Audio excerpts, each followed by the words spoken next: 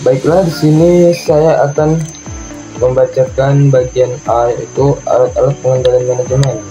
Yang mana alat-alat pengendalian manajemen ini ialah berbagai metode dan teknik yang digunakan oleh manajemen untuk memastikan kinerja organisasi sesuai dengan tujuan dan strategi yang telah ditetapkan.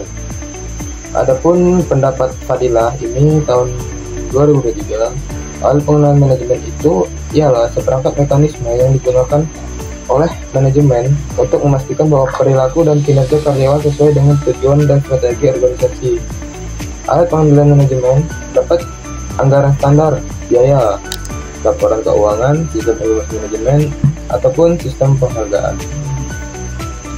Di dalam alat-alat pengendalian manajemen ini terdapat beberapa manfaat dan penerapan alat pengendalian manajemen pada entitas bisnis, yaitu yang pertama itu ada melakukan kendali akan segala hal yang terjadi di sebuah perusahaan. Yang kedua itu menilai kinerja sumber daya yang ada di dalam perusahaannya. Yang ketiga itu meningkatkan sistem akuntabilitas. Yang kelima itu ya ada merangsang ataupun membangkitkan rasa patuh terhadap aturan operasional yang berlaku. Dan yang terakhir itu ada melakukan perlindungan terhadap segala aset yang ada di sebuah perusahaan tersebut. Materi selanjutnya yaitu proses pengendalian. Proses pengendalian itu adalah proses di mana para manajer memantau dan mengatur bagaimana sebuah organisasi dan segenap anggotanya menjalankan kegiatan yang diperlukan untuk mencapai tujuan organisasi secara efisien dan efektif. Ada beberapa langkah dalam proses pengendalian. Yang pertama itu perencanaan. Perencanaan yaitu menetapkan standar atau target yang harus dicapai dalam menjalankan fungsi manajemen. Standar dapat berupa kuantitatif ataupun kualitatif dan harus sesuai dengan tujuan dan strategi organisasi. Yang kedua itu pengukuran, yaitu mengumpulkan dan menganalisis data yang berkaitan dengan kinerja organisasi atau unit kerja.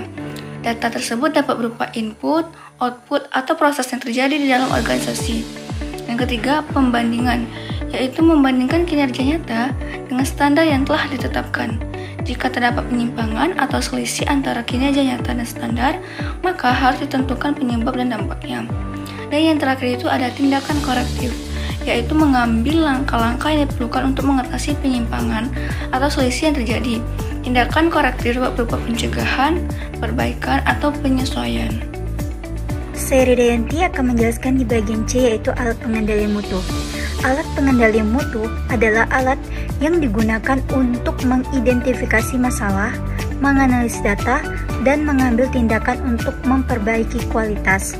Nah, alat pengendalian mutu disebut dengan 7 tools untuk pengendalian masalah kualitas atau mutu, yaitu 7 alat nih jenis pengendalian kualitas dan teknik yang berbentuk grafik untuk mengidentifikasi dan menganalisis persoalan atau permasalahan yang berkaitan dengan kualitas dalam produksi. Nah, berikut ada pengertian dan penjelasan dari QC 7 alat tools atau 7 alat pengendalian. Baiklah, yang pertama ada cause and effect diagram atau diagram sebab akibat. Diagram ini biasanya digunakan untuk mengidentifikasi kemungkinan yang terjadi dari suatu permasalahan. Yang kedua ada checklist atau lembar periksa. Nah, berbentuk struktur format dokumen yang disediakan untuk proses pengumpulan data secara real time pada lokasi di mana data tersebut didapatkan.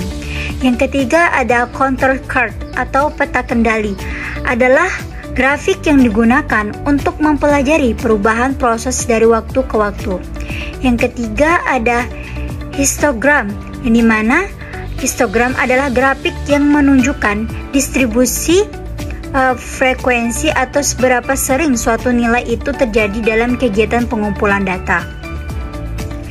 Yang kelima ada scatter diagram atau diagram tebar, yang dimana scatter diagram atau yang disebut dengan grafik XY itu graph adalah sepasang data numerik X dan Y dengan suatu variabel di masing-masing akses untuk mengetahui terjadinya hubungan-hubungan antara mereka.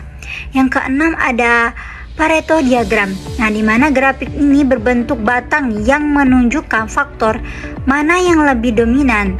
Pareto chart merupakan salah satu alat dari QC tools yang paling banyak digunakan untuk mengetahui permasalahan yang sering muncul dari urutan paling banyak atau paling sering terjadi sampai ke urutan paling sedikit atau paling jarang terjadi.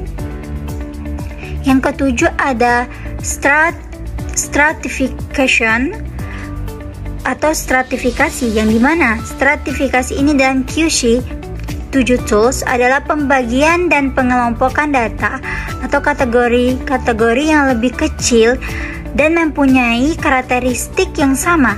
Tujuan dari stratification yaitu adalah untuk mengidentifikasi faktor-faktor penyebab pada suatu permasalahan. Baiklah, itu saja yang dapat saya sampaikan. Saya akhiri. Wassalamualaikum warahmatullahi wabarakatuh.